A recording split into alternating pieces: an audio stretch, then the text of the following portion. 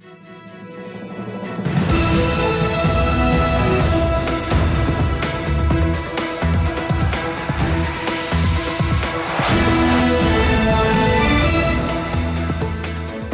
good evening. This is TV7 Israel News, broadcast to you from Jerusalem.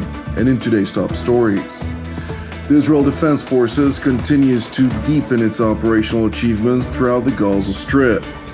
Iran is said to have formally adopted a practical policy aimed at destroying the state of Israel. The United States reiterates its objection to Israel's unyielding intention to launch an offensive into Rafah. The Israel Defense Forces continues to deepen its operational achievements throughout the Gaza Strip, with chief focus on the northern part of the enclave, where ongoing battles with Hamas and Palestinian Islamic Jihad terror operatives at Shifa Hospital are taking place, as well as in the southern sector and the vicinity of Al-Nasser Hospital, where intelligence-driven operations are taking place.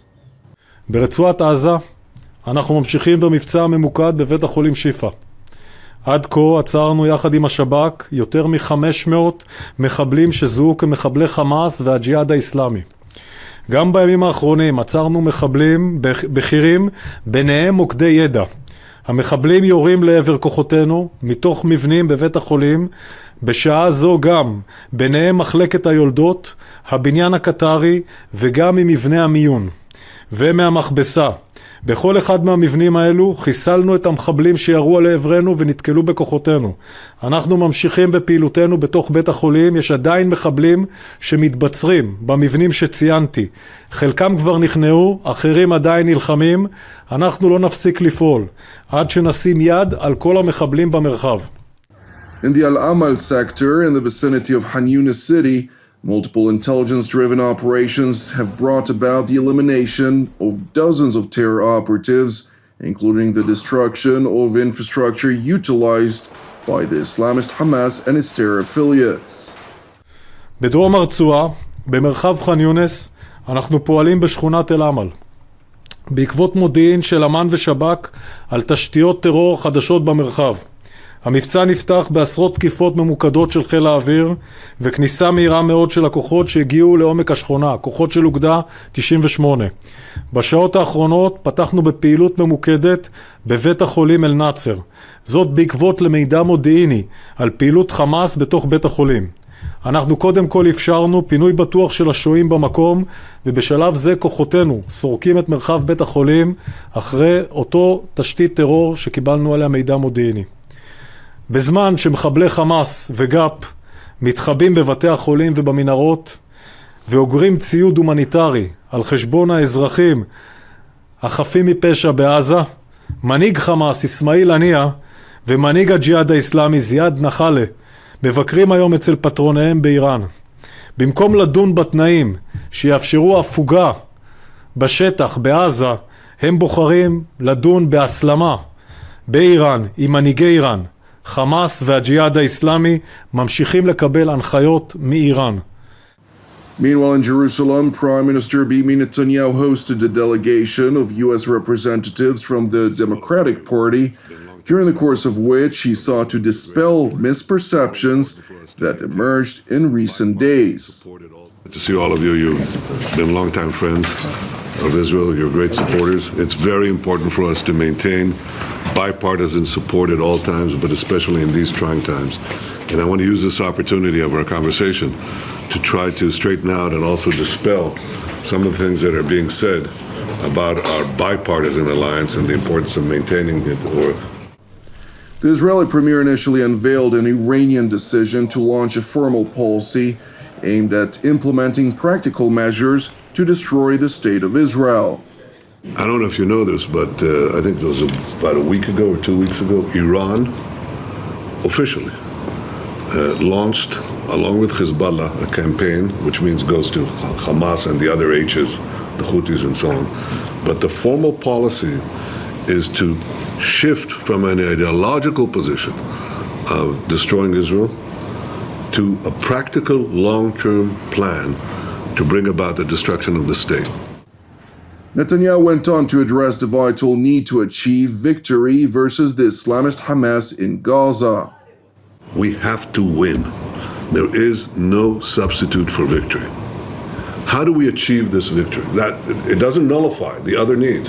How to take care of Hezbollah, how to take care of Iran, how to prevent Iran from acquiring nuclear weapons, which would make this threat 100 times bigger.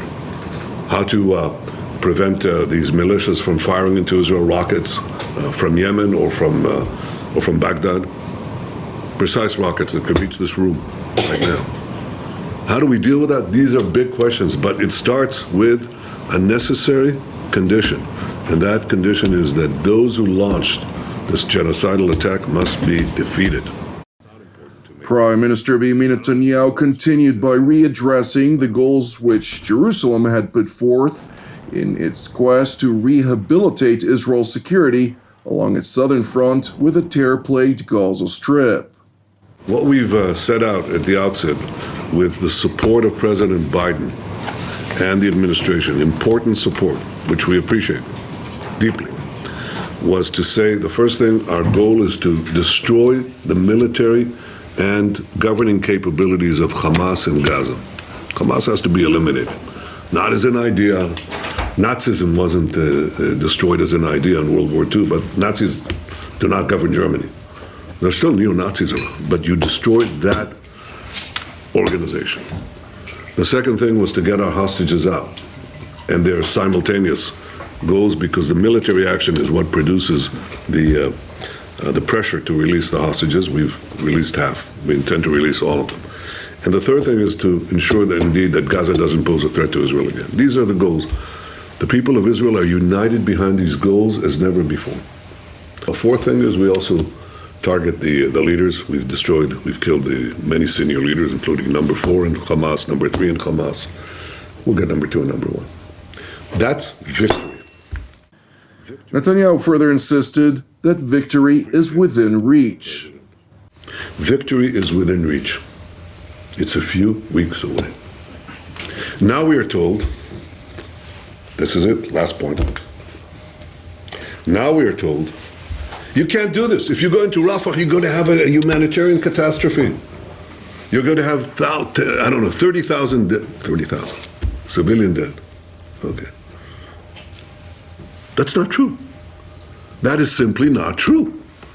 The Israeli Prime Minister went on to address every point of contention which the Biden administration raised vis-à-vis Israel's unrelenting intention to launch a ground maneuver into the southern border town of Rafah.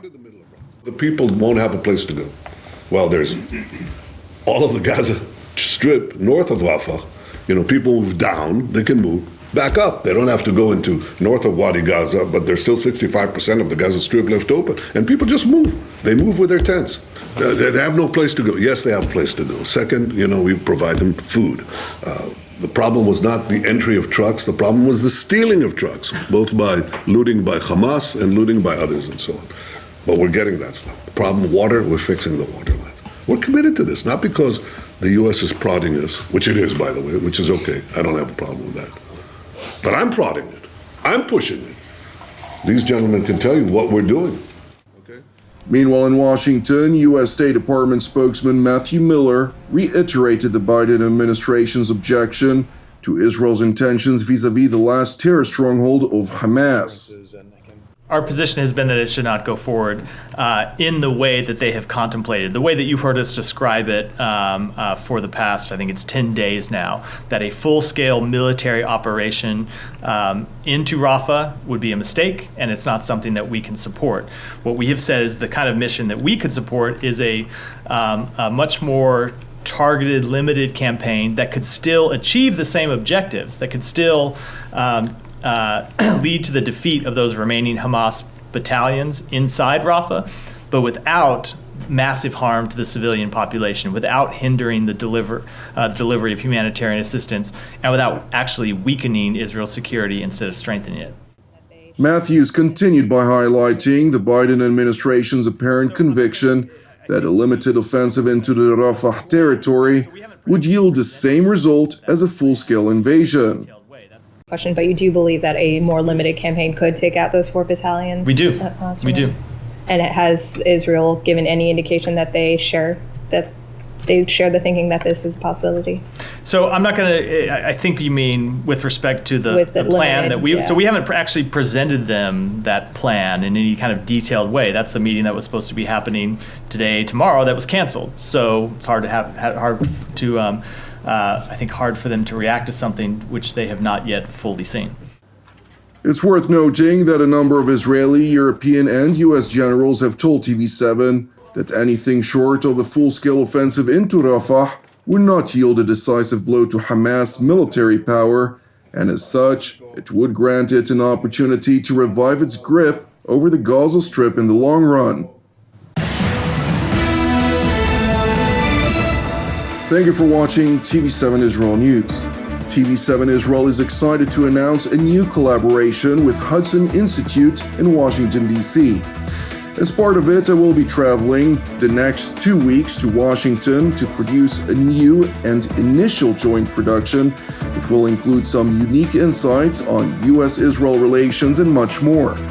We will announce additional and very exciting projects that will further enhance the importance of ensuring the peace of Jerusalem and security of Israel, its alliance with the United States, and will also include Europe, of course, Asia, Australia, and the Pacific, as well as Africa, and will aim to stand up for our Judeo-Christian values and faith.